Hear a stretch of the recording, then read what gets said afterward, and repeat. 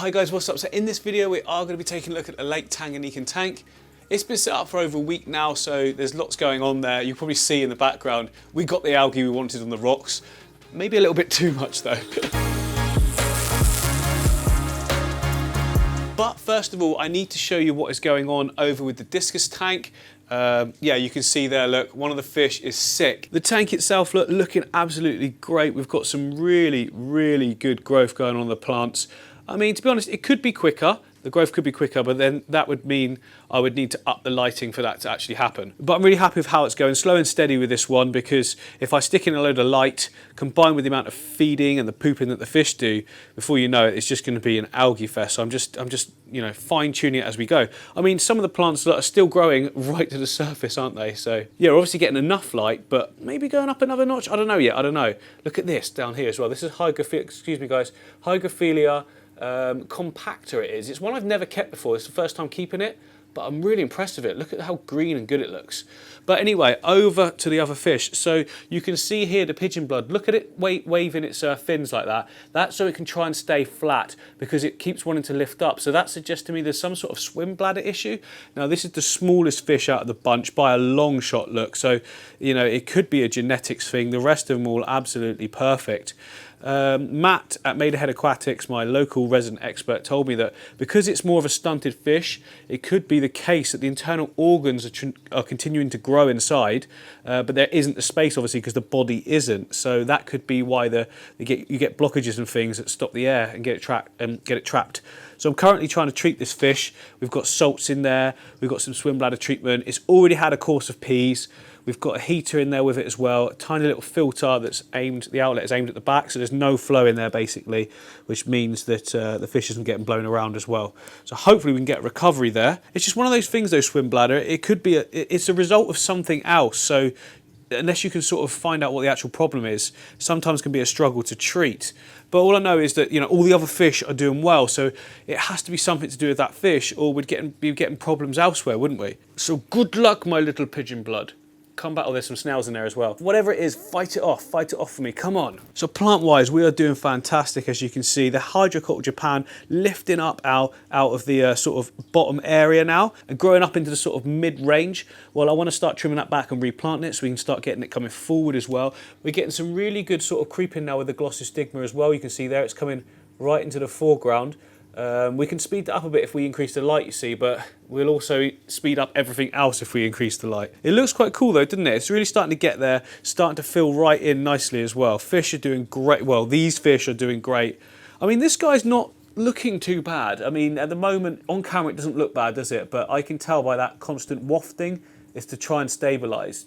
If we let him relax, I'm pretty sure he'll just go straight up, but he's not going to relax because he's in there. I first noticed it at the back of this tank. He was sitting in this little gap back here like that, using the plants to sort of weigh him down. So yeah, hello to you. Absolutely fantastic colours on these turquoise, isn't there? Look at that. So stunning. Whoa, where are you going? They all think they're going to be fed, so they're starting to, you know, fight for some territory. What are you doing over here? This is my area. This is where I stay. I do not panic like these imbeciles over here. Actually, that makes sense because I normally put food in both corners when I feed them. So in terms of maintenance needed for this tank, it's literally just a little bit of a water change, scrub down with the rocks to get some of that sort of diatom algae. It's in the diatom phase right now. It doesn't look like it because I did clean the front pane just for this video, because otherwise it was like looking horrible. Other than that, it's just a case of trimming the tall plants, replanting them as well. Yeah, that's pretty much it. It's doing really well. If I increase the light, it's going to be more work, but the plants should grow extra to counteract it. So it's one of those, it's like a catch-22. I think I'm going to chance it. I'm going to go for some higher lighting. And the lighting I'm probably going to go for is what I've done here, because this is such good amounts of light. I'll raise it up higher than this though, because as you can see with this tank, we're getting a lot of algae. Let me turn that ISO down. I mean, it's what we wanted though. It's starting to look cool. More on that tank in a minute. You can see the diatoms going on, the lot. But back over this tank, let's get this one sorted as quickly as possible. Please subscribe. There we go. We are looking super fresh again. So I've cleaned down all of the rocks. This one back here, for instance, was covered in diatoms, a little bit of cyano. Oh, I've missed a little bit back there in that corner, you can see. But that's okay. I can get that in a minute. Fish, come out of the way. I'm trying to show everyone. So the plants have been trimmed, replanted. The hydrocotyl, I've kept it sort of that height. There was some that are a lot higher. I think definitely now going close up to the plants, I think they need a bit more light. You see how they got a slight sort of bleached out look to them? Well, I think that's just because we need more light in there. And I've completely forgot actually, I now have a second one of these lights because there was one above this tank, wasn't there? And I've packed it away, but I can actually put two now above here, one at the back, one at the front. That'll probably give us just the right amount of light. Problem is, you see, is when you've got this plastic on the top, it actually, oh, no, I'm not feeding you just yet. When you've got this plastic on the top, with the misting that you get, obviously the condensation, it means that the light is diffused, so there's less light. If I could take that off, it would be perfect, but I can't do that because I don't want to risk the fish jumping out. These are, you know, expensive fish. They're my pets now. I don't want them jumping out. So yeah, let's just quickly do that, attach the other light to it and just see how we're looking then. Oh, that is so much better. It's probably really hard to tell because of the camera actually compensates for low light by increasing like what it looks like, but this is how it actually looks to me now, and this to me suggests that we're going to get enough light for the plants. There's far more over the stems, the background area. Oh yeah, it's so much better, but it's not so bright that it's going to affect the fish at all. They're going to be absolutely fine. You know, you can see how comfortable they are. Breathing rates are, you know, nice and steady, looking good. So we've also got in here the cories. They're just like sweeping around everywhere. You don't see them in the foreground too much, but they tend to hang around all the plants and, like, you know, sifting through it. That's what they're in there for, though. You know, they're in there to try and find all those bits of food that have got caught and trapped that the discus couldn't pick up. So they do a great job of that. And when I'm doing any maintenance on this tank, I often find that there's no detritus or anything left in like areas, which is brilliant. There's no dead zones, and if there were dead zones, those fish help to just clean out all the waste, so that's really good. I think now this tank is going to take off. Now you can sometimes get algae because there isn't enough light, so if there's not enough light for the plants to really grow well, then the algae can use the nutrients in the water because the plants aren't pulling them in. So sometimes increasing the light can actually cause everything to just go perfect. It might not though, because this is a different ball game with discus. They get so much waste, so much food. But we'll just see how it goes. You know, I can always just take that second light off if I need to and just go back to what we were doing. I don't think, oh, stir by. It's a stir by, Corey. Hello. Some people noticed before that their barbels had sort of worn off. They were like that when I got them. I was under the impression that they might grow back, but that's not actually how it works, is it? Once they're gone, they're sort of gone. All of the other ones have got really long barbels because some people were worried about the coarser gravel in here would cause them to sort of wear off. That's not actually how it works. So Corey from Aquarium Co-op said when he was in the Amazon and he was looking, you know, going into the natural habitat of the cories, there was a lot of gravel that was completely mixed like this. You get coarse parts, you get fine parts. So yeah, we don't need to worry about that with the cories. They're not quite as delicate, I think, as everyone sort of thinks they are. This guy, for instance, getting to work for me. See, nice long barbels at the front there. It's only the stir-bys that actually, they lost them in the shop, so yeah.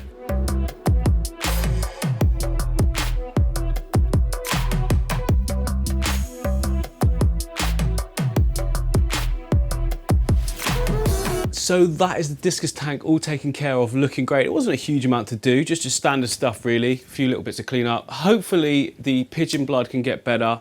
I'm really rooting for it. I really want to see it get better. I mean, I've never cured a swim bladder problem before though, so it's not looking great, but who knows, who knows. I've never had one of the discus before though, so this is different. Normally it's the goldfish I've had, where eventually it's led to their death. Fingers crossed, eh? Now moving on to the lake tank. This is the Tanganyikan I've just tried to say this about 3 times. The Tanganyikan cichlid tank.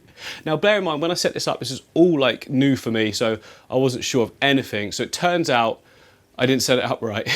Okay, first and foremost, the most noticeable thing, diatom algae and normal sort of greeny, thready, weird algae everywhere. Except for actually, there's not a lot down here on the substrate, which is really good. The next thing to note is the shell-dwelling Maltese look. They have done exactly what you said. They've dug right down, which is quite cool actually. They've made their own little dip there. They're easy to defend. I have not seen the baby that we saw when I set it up. Not seen it once, so I think maybe it got picked off, you know, in moving it to a new environment. Parents didn't know how to defend it or whatever. Another point to note, look, some of the foam is showing there. and there, but that's the only 2 spots in the whole tank. Now I'm thinking of covering that up shortly. We can talk about that in a minute. So that's that. So the 2 main points so far, we've got algae. There's not enough shells either, so I've been waiting so long for my package to arrive. It should be coming as I'm making this video, so we should be able to get those in very shortly. But before we do anything, I need to get this glass cleaned up, don't I, so we can actually see what we're doing.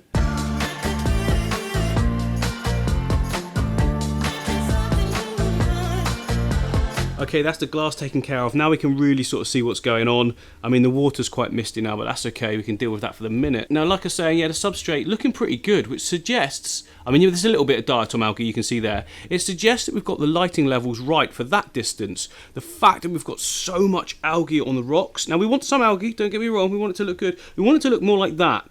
And that, which is obviously lower down, therefore it's not generating as much algae. I think there was some organics on this rock, so that explains that. But this one here, right below that light, look at the amount of algae on these rocks. It's so much. It's actually quite nice to look at, to be honest, but you've got to do something about it. It'll just get worse and worse and worse. So there's a few things we need to do. First of all, I need to clean this off. Now, I don't want to scrub it off because we still want some, like I said before, we want it like that. So I'm just going to get my pipe to it and just sort of try and suck it gently, and then whatever's left over, well, I can have a look at it at that point and just see what to do next. But one good thing is none of the plants have been pulled up at all. They're not looking great though. They're covered in diatoms. Again, this is just new tank syndrome. It's a brand new setup, remember, so we're going to get this for a good couple of weeks yet, I would say, before it starts to settle down and really mature and get into its own. First job though, I was going to do a nice little shot above, but we can't see. Oh yeah, another point, look, the water level. So let me see, can we see? Okay, so that's where it was 2 weeks ago, so that's how much water I've lost in 2 weeks. I've not touched the tank in terms of water volume in that time, so yeah, I lose about 1 inch in 2 weeks. I'd say that's pretty good.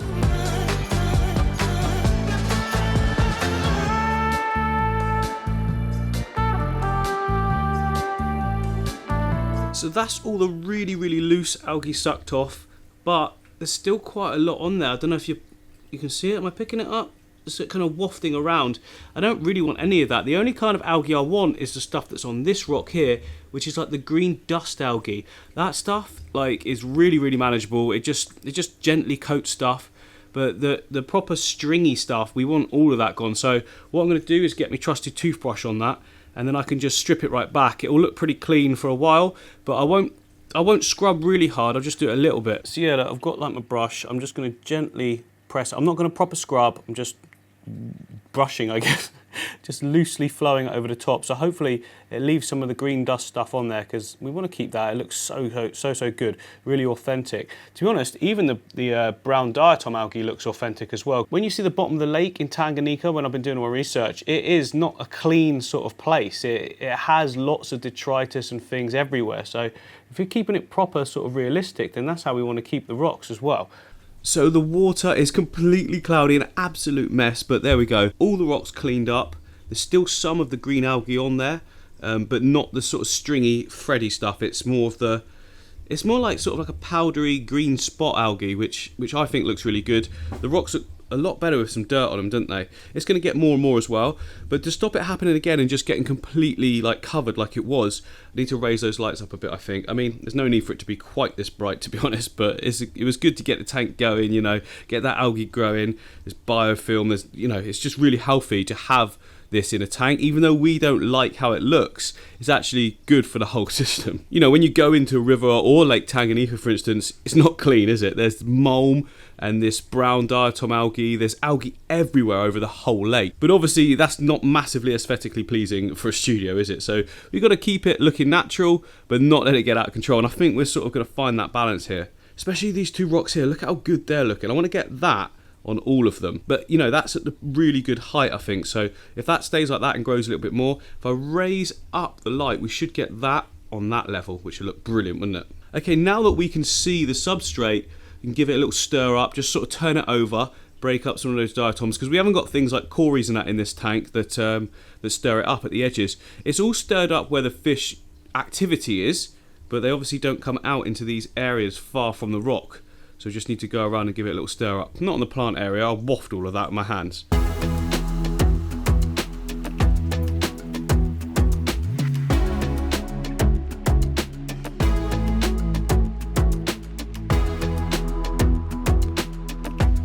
So that is basically everything done. You know, it's not too much work really, is it? So what have we done there? We've wiped down the glass, cleaned up the rocks and stirred up the substrate. It's pretty normal stuff. You're gonna have to do that in any setup, to be honest. Everything was amplified in this case because those lights were way too high. Raised them up to a decent height now. It might need to go up again, actually. I'm not even sure yet. I'll just monitor it and adjust as we go. That's the beauty of how I've hung these lights, is you just tie a few more knots around the hooks. So now that's all taken care of, we can move on to the improvements that we can make to the aquarium. And one of the main things that everyone was saying to me, there are not enough shells for the multis. So look, we've got them, they're kind of making a little dwelling inside this cave, which is not ideal. We need more shells for them because these guys are currently occupying those 3 shells that are there. Now the problem is, I ordered the shells like a week and a half ago for next day delivery.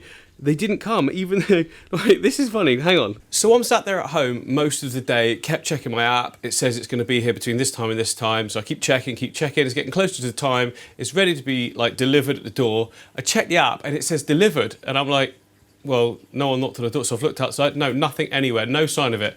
So it was delivered, but I didn't get it. So then I had to file this whole thing with Amazon and they were like, oh, just wait so-and-so amount of time. And in the end, I was just like, I'm just gonna order it again. So I have ordered it again. And now I've got like way too many shells. There's a lot there. They're like all different colours, to be honest. Well, they're not, they're the same colours, but some of them are like a lot darker browns, and I want the more clearer or lighter ones, like the more whitey, creamy coloured ones.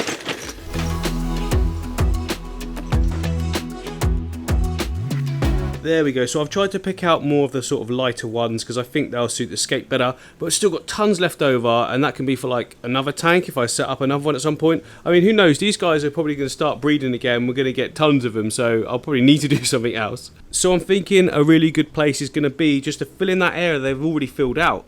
It makes sense, doesn't it? And then I can also bring some more of the shells along this line here. Again, they've been like living in that corner area. I'm going to bring them all the way along this side, so wrapping around that rock in the middle there. And then also they're doing the same on this side as well, just underneath this ledge. So I'll do a few more in that area as well.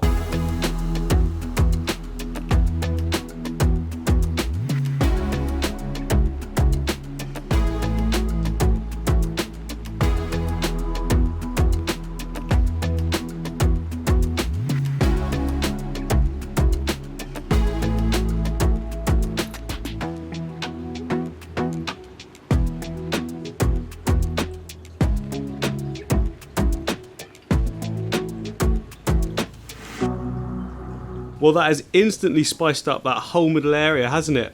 All the fish are coming over to take a look, not just the multis. We've got the lulupi there. Oh, little bit of aggression. This is our home. I love that. Look, straight away, get out, get out.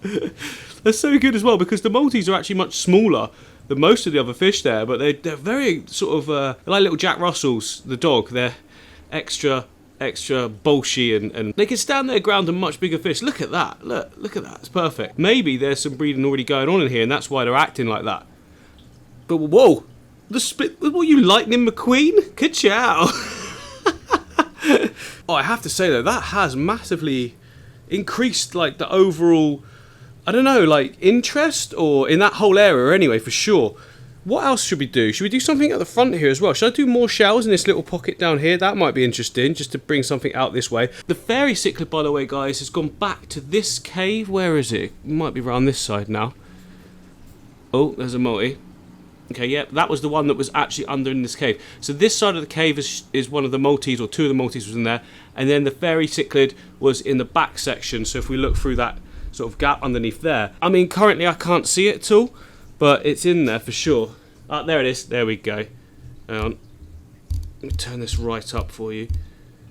Everything else is going to be really bright, but yeah, just standing there. Comes out quite often now, but not when the camera's right here like this, obviously. But yeah, it's going to have to get used to having some other fish now around it all the time, because everyone's interested. Look, everyone's coming over to take a look. These fish are so cool. They're really interesting to watch. This is the sort of tank that you can just sit back. Like if I pull my seat over and just sit here, and you could just pick out little things and just keep watching, and there's always something going on. There's always some territory trying to be defended. There's always, you know, some fish checking out another area. And there's something I see here with cichlids that I've not seen before. They can just sort of float along the rock, the same angle as it, like completely upside down sometimes, and just be completely fine with it. Like, look at that. Well, they're not doing it now, but sometimes they just go in there upside down, and they stay upside down. It did worry me to start with, because I thought, you know, one of them had died and was just getting caught under the rock, but that wasn't the case at all. They're such good swimmers, and they can hover however they want, like a humming. But there we go. Look at that. He's not actually. He's like upside down almost, and just completely still doing it. It's amazing. I've not seen that before in any of the other fish. Awesome. Look at that. What a cool tank, eh, guys? What a cool tank. Action now, action everywhere. Just chill out, guys, just calm down. Maybe I should feed him. Yeah, let's put some food in. Right, so what I like to do is take my flake and put it into the power head back here, and then it sucks it in and just breaks it all up into tons of little bits, and then just sends it by itself all the way around the aquarium to, you know, for all the fish to gather up as and when they want. And then everyone gets like a fair share, and it goes everywhere. Look, I mean, it'll be gone in no time at all. These guys are really, really quick eaters. Right, let's see if we can spot anything interesting. So all of them coming out, look, there's a lot more, there's tons going on now. We've got every single kind of fish all in this middle section. They've kind of ignored each other for the minute because it looks like it's snowing food. Fairy, where's the fairy? I'd like to see the fairy come out. He's just in there, I just saw him. He will come out. He normally just sticks to the side there, and it just keeps going whoop, whoop after I've fed. Yeah, he is doing it. It's just that you can't see because of the shadow, but maybe if I come around here, just sit still on my chair, just do a little bit of a zoom. There he is in there, there we go. Okay, so yeah, he's grabbing loads. There's loads actually going in there, isn't there? Right near the entrance there, and he's just nipping in and out and just grabbing bits. I'd like to see you properly though, fella. Come on out. We are assuming it was a male. Matt said that the age that it is, it's quite hard to tell, but you know, he suspects a male with the coloration and the size as well. But this is one thing that I really like about a peninsula tank as well, guys, so that you can just sort of float. I'm on my chair, by the way, so that's why it's all smooth and floaty. You can just go any side. It's a joy to be able to have. So it's like you're getting like 3 aquariums in one. You've got this side, you've got straight down the middle, which is, you know, it's interesting, and then you've got this side as well. So yeah, if you've got space, guys, I thoroughly recommend that you set yourself up a peninsula aquarium of some kind. It can work as well for fully planted tanks, whatever. I've done it all before, as many of you guys have already seen. Look at that for a view. So, whoa! Some of these fish are so fast. The speed there. The lulupi are amazingly coloured, aren't they? Such beauties. Hello. Hey, that's a good shot, isn't it? Look at that. What a lovely shot. When you get them on their own on the sand, just like... So he's just looking for little bits of food. There's tiny little bits. See, that's the good thing about that power head right at the end there. It breaks it up completely, you know, ununiformly. So, like, is that word? Some bits are big, some bits are tiny, some bits are medium. So all the different fish sizes are getting what they need. So as many of you know, I was actually quite worried about setting up this aquarium. It's a little bit of a fear I built up in my head, because you hear like how you have to have special parameters of your water. That doesn't seem to be the case. I mean, I've got a pH of 7, and I've got pretty soft water as well, to be honest. There's not a lot of minerals in mine. I mean, the TDS comes out at like 80 from the tap. So I guess there's a life lesson there, really, isn't there? Like, you can hold off and be fearful of something, thinking that it's not going to be good, and then you just jump in and do it, and it's absolutely great. So it's been 2 weeks now. Would I recommend this for anyone else thinking about it? 100%. They're so fun. Because they're cichlids, but they're small cichlids, you get so much action in such a small space. Now, some people were saying it was overstocked. I mean, I'm going to trust my expert, the guy I go to for my advice. He's been doing this all for 20, 25 years. You know, he knows his stuff, and I'm going to listen to him. And this is the stocking level he said to me. And so far, it's working out really, really good. Especially now we've got all those extra shells. We've got those 2 big cave structures as well. You know, there's like... sight lines are just completely divided up. The plants are starting to grow as well now, so within the next few weeks they're going to start sending out a bunch of runners, and that whole back section will just start sprouting up growth, hopefully. I'm going to say hopefully. It's sad, it goes nuts. Some of you may have seen my Amazon aquarium. The lights are all off now because it's actually quite late at night. I'm just finishing off this video because I've been working on this tank all day. Well, not all day, just the end of the day. But yeah, I wanted to get it done, and I'm so glad we have. It looks absolutely fantastic. Now that we've raised the light as well, we shouldn't continue to get those big problems again. So I'm hoping from here on out it'll be a little bit smoother in terms of the maintenance. If it's not though, it didn't take that long. This whole tank, from how we looked at it at the start till now, took, I'd say, an hour's graft, an hour of actual cleaning, and then we've been fiddling around here, there and everywhere. The discus tank, you know, that wasn't a lot at all. That took me 15 minutes to do that. So that's a big tank. That's far more established though, so it's going to be less maintenance. That's how it works. The longer the tank goes on, the less maintenance you tend to have to do. I don't think that's the case with marine though. So many of you keep saying to me, get a marine tank, get a marine tank. Now the reason I haven't is because I did before, remember, I had a marine tank quite a while ago before, and it took a lot of time for the 162-foot tank. Took me like as long as it'd take me 10 aquariums of planted. Anyway, hope you've enjoyed this one. I'm talking way too much. I'll see you on the next one.